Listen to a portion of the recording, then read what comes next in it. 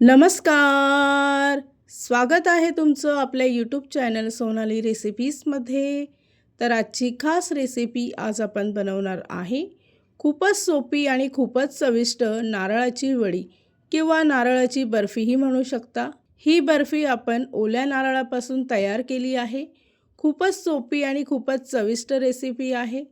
चला तर मग या रेसिपीसाठी लागणारे संपूर्ण साहित्य व कृती पाहून घेऊ. ओल्या नारळाची वडी किंवा बर्फी तयार करण्यासाठी इथे मी एक नारळ घेतला आहे. सर्वप्रथम नारळ फोडून त्याच्या वरील भाग सुरीने काढून टाकायचा आहे. त्यानंतर किसणीने किंवा मिक्सरच्या भांड्यात त्याचा चुरा करायचा. इथे मी किसणीने सर्व नारळ किसून घेतला आहे.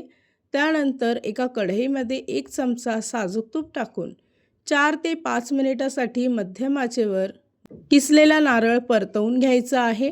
त्यानंतर तो एका प्लेटमध्ये काढून घ्यायचा.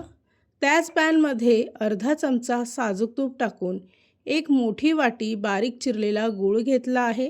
हा चिक्कीचा गूळ घेतला आहे, त्यामुळे वडी चांगली सेट होईल. 3 ते 4 मिनिटासाठी मध्यम आचेवर गूळ चांगला शिजवून घ्यायचा. त्यानंतर किसलेला नारळ यामध्ये टाकून मिक्स करत राहायचं आहे. या रेसिपीसाठी लागणारे संपूर्ण साहित्य व कृती मी तुम्हाला डिस्क्रिप्शन बॉक्समध्ये दिले आहेत, तर तुम्ही तिथे जाऊन चेक करू शकता.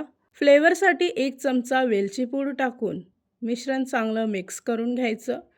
जोपर्यंत मिश्रण चांगलं घट्टसर होत नाही तोपर्यंत हे मिक्स करत राहायचं आहे. त्यानंतर इथे मी एक बेकिंग ट्रे घेतला आहे. त्यावर बटर पेपर ठेवून तयार केलेलं मिश्रण यावर पसरवून घेते किंवा एका ताटाला थोडंसं तूप लावून त्यावर वडी सेट करू शकता. मिश्रण चांगलं पसरवून झालं की त्यावर आवडीप्रमाणे ड्रायफ्रूट टाकायचे आहे. त्याचबरोबर इथे मी रोज पॅटलसुद्धा घेतले आहे. यामुळे वडी चांगली आकर्षित दिसते. हे पूर्णपणे ऑप्शनल आहे. तयार केलेलं वडीचं मिश्रण अर्ध्या तासासाठी फॅन खाली ठेवायचं आहे. मिश्रण पूर्णपणे थंड झालं की त्याच्या सुरीच्या साहाय्याने वड्या पाडून घ्यायच्या आहेत. ओल्या नारळाची वडी जर व्यवस्थित बनत नसेल किंवा सेट होत नसेल, साखर न वापरता तुम्ही चिक्कीचा गूळ वापरायचा आहे.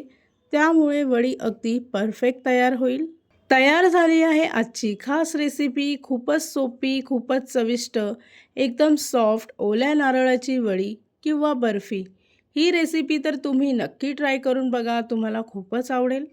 आणि जर का तुम्हाला हा आजचा व्हिडिओ आवडला असेल तर प्लीज लाईक, शेअर आणि कमेंट करा. चॅनलवर नवीन असाल तर सबस्क्राईब करा.